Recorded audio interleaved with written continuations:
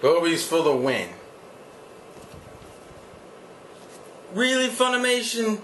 Yo, what's up guys? Insane Game Freak here to bring you Sekirei Seasons 1 and 2 review. Yeah boy. This is my favorite. For those who don't know, I have done a Sekirei review before. I did it on the Game Act channel.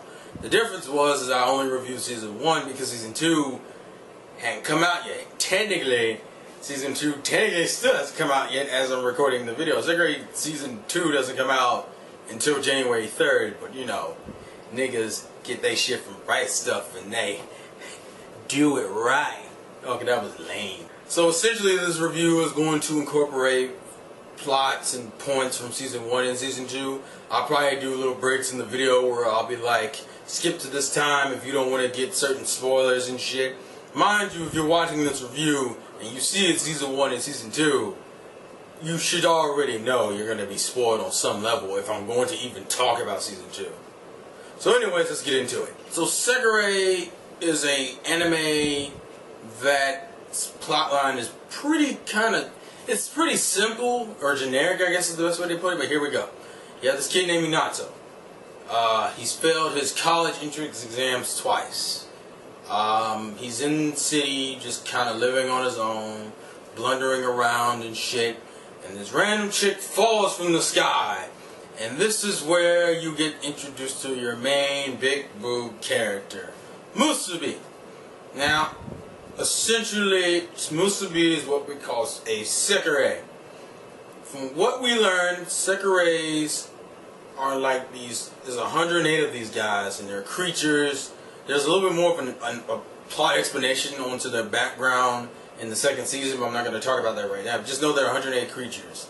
Essentially what they had to do is that they team up with a human, or as they call them, an Ashikabi, you know, their special someone, or their love interest, or whatever the fuck, or their master, and they have to pair up with them to use their full potential, and then fight other Sekireis for some Highlander shit, you know, so that they're the, like, that that them and their Ashikabi are like the last one standing to get this fabulous prize. And who's giving out this fabulous prize, you may ask? Well, it's MBI. It's totally not trying to do some Men in Black shit. It's totally not trying to do that or some fucking CIA shit. You know, that'd be copyright infringement. MBI is a company that's run by this dude named Minaka. Minaka is the leader of MBI, and he's also the dude who found the Sekirei. And him and his company tweaked them and sent them off into the city, and he is the troll of the goddamn show. He calls himself the Game Master. I mean, for God's sake, this dude is so much of a troll that shit's happening in his building in the second season, and this nigga is like watching that bitch and playing it on a PSP looking device. I shouldn't have to even say anything else besides that. So essentially you have the plot of the show. Now the plot of the show really isn't that much like amazingness and shit, but that's not the show's selling point for me. The plot is some of the selling point, but my major selling point for this series is the characters. So anyways, going back to the whole thing is that Musubi runs into Minato.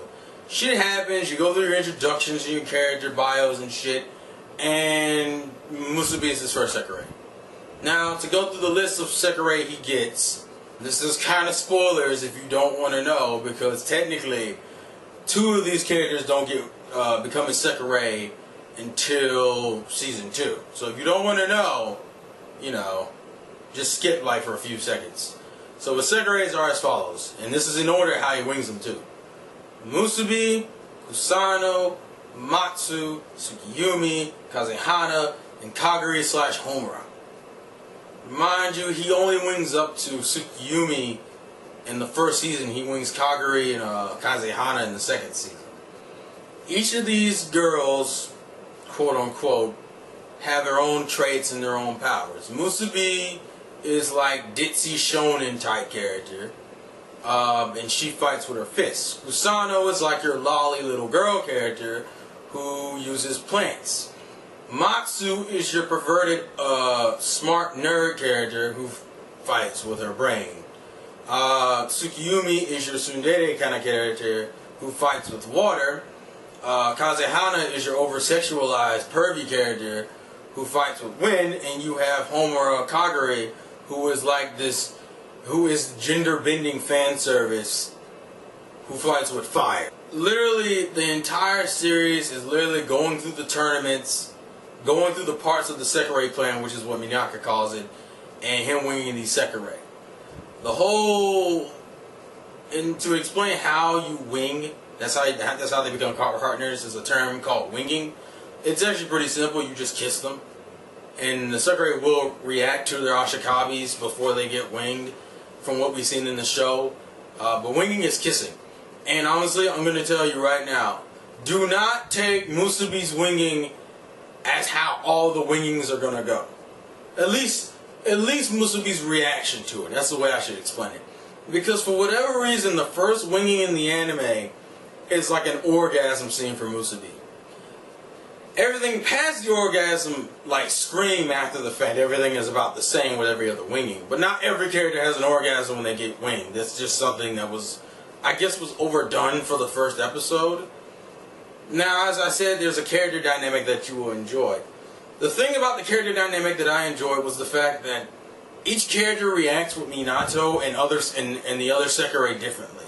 Like, for example, Musubi, even though being like that ditzy character, she also has a lot of shonen attributes to her that make her really enjoyable to watch. And her relationship with Minato and her relationship with like Kusano or Matsu or Tsukiyumi is completely different. She has a rivalry with Tsukiyumi for honestly, I find that hilarious. She's like a big sister to Kusano. And her and Matsu really don't interact that much. Like, I don't think the anime's perfect. Not all the interactions are great, but there's a lot of key ones that are funny as hell to watch and are enjoyable as shit. Like, to me, if you're not a fan of the way Mahabarajo was done, or Rosario plus Vampire, where it's a harem, but there's really only one girl the main character's in love with, and they just overdo that character 6,000 or 1,000 times, Sekirei will be refreshing as shit. Because I feel like it's probably a more balanced version of those shows in terms of the harem aspect. Which, for those who didn't know, Sekirei is a harem. Which, I mean, for God's sakes, the goddamn tagline for it, and at least in America, is boobies for the win. I know you weren't expecting no deep shit. The character interaction, I thought, was really what makes the show. Now, to kind of explain some other side characters you run into is, at the beginning of the series, Minato has like his own little apartment. For the rest of the series, though, like after the first like 2 episodes, he lives in this boarding house called Izumo Inn, run by a chick named Mia. To explain how that worked is essentially his original landlord did not like women being in his house, and you know, obviously he took Musubi home because he's a sick fuck, and he got kicked out because of it. Essentially, shit happens and he ends up in Izumo Inn. Izumo Inn is actually very interesting because there's a spoiler involving Mia that I'm not going to talk about, but let's just say she's a very important character for multiple reasons. But the boarding house is where he meets Matsu. Like, Matsu's already living there, and we know she's a Sekirei. There's another Sekirei called Uzume who's there, who was a plot point in season 2 for the wrong fucking reasons.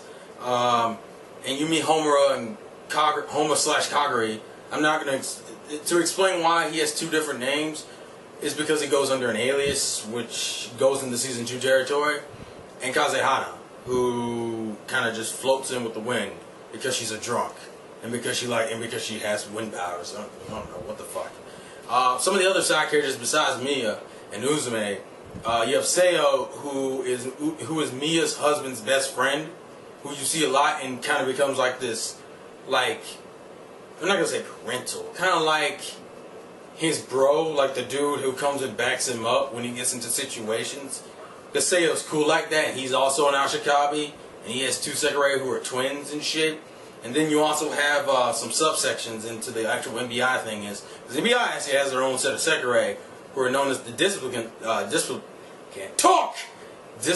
Squad, which consists of, as of right now, is like 3 Sekirei, Hayahane, Karasuba, and Benanatsua, which I'm pretty sure I just mispronounced that girl's name. I don't really give a fuck. She's annoying as fuck.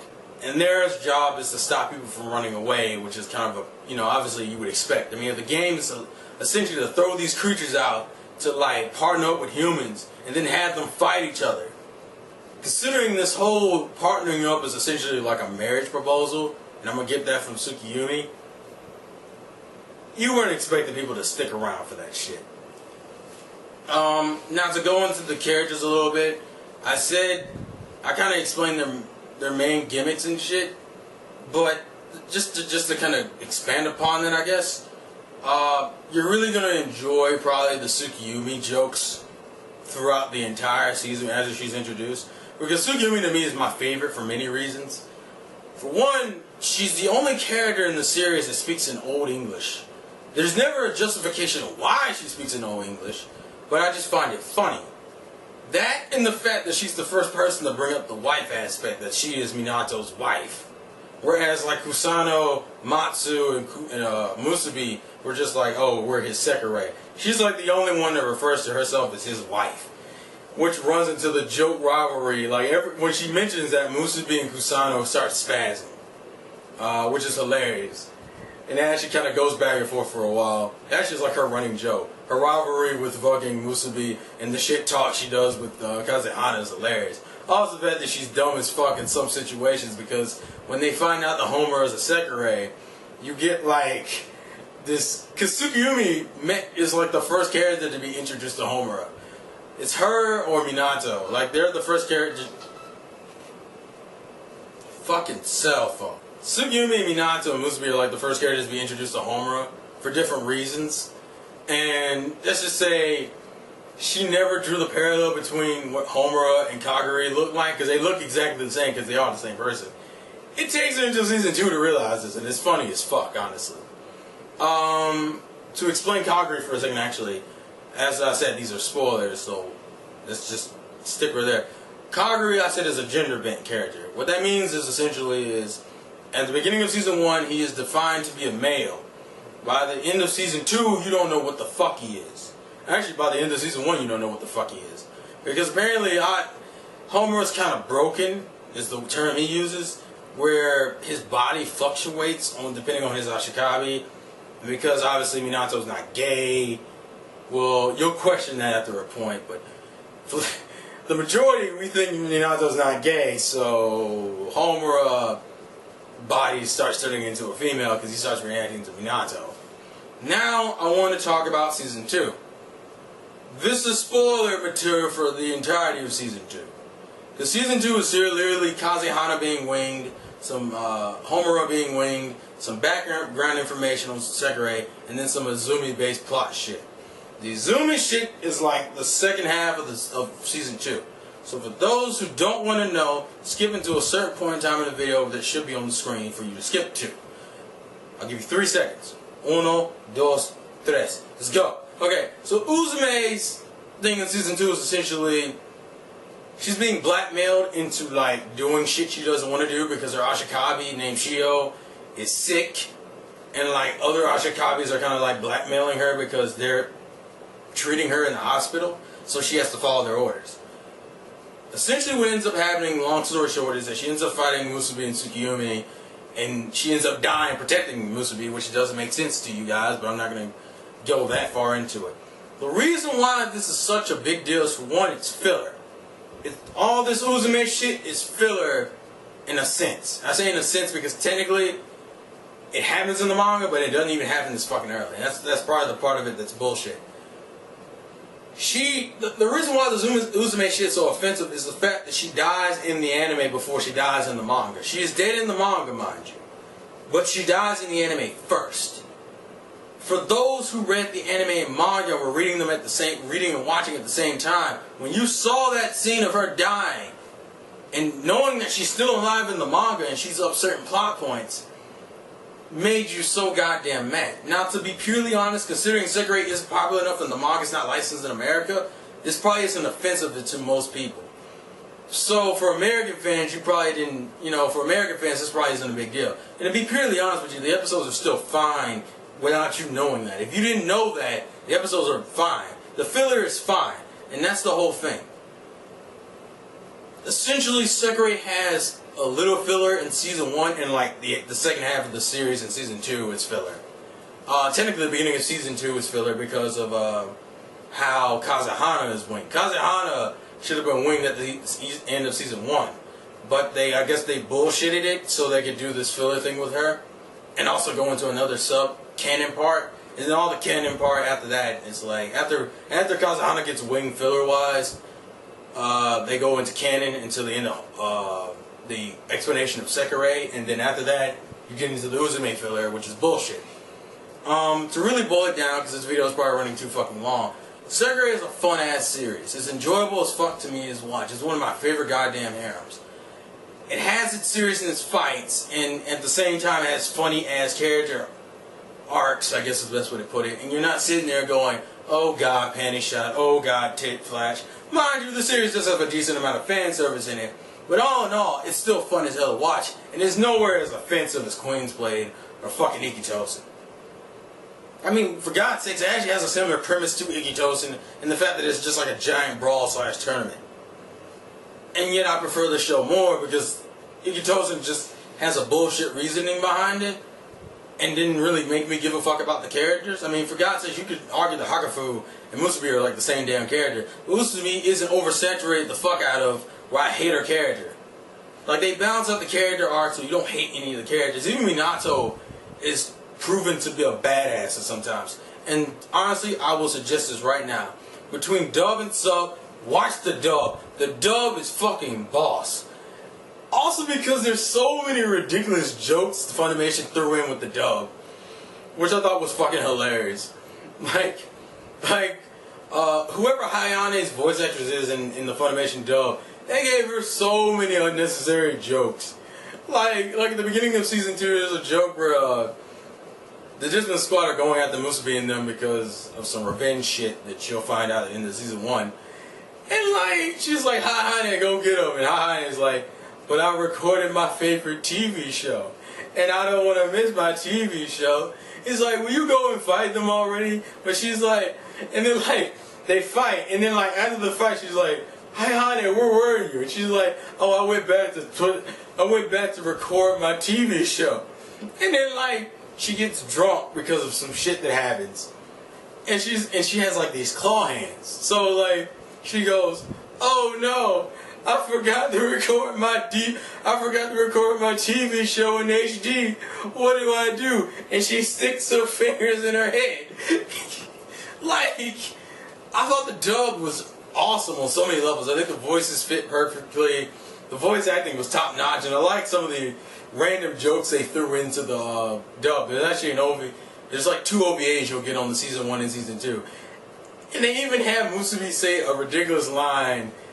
Benasuba, the girl who has like the Discipline Squad girl who has like a rivalry with Musubi, has a breast complex because she's mainly flat-chested. And Hane makes fun of her for it. But Benasuba, there's an OVA where they're all getting like physicals, which is obviously the fan service OVA. And her bra like flies over there in the general direction of Musubi and like the other Sekirei. And she's like, everyone's like, whose bra is this? And Musubi's like, it must be someone from the little itty bitty tea committee. And we're just like, I'm like, wait a minute, what the fuck? Because you know that's not a fucking, you know damn well that's not a Japanese joke. That's totally an American itty bitty tea committee. I thought that was hilarious.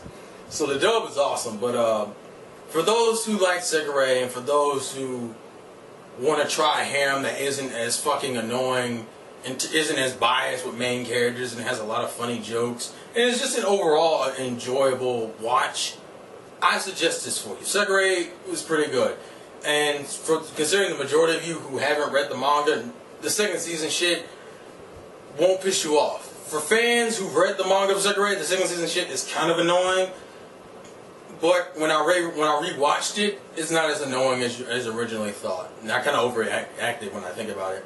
Also, I hear there's going to be a 3rd season, so for fans who are really enjoying it, there's that to you. But I think this review is going on long enough, so this is the Insane Game Freak. Links to buy the DVDs or the limited box set down there for Season 1 and Season 2. Season 2 is Blu-ray and DVD, whereas Season 1 is just DVD. And the chipboard's only with Season 2.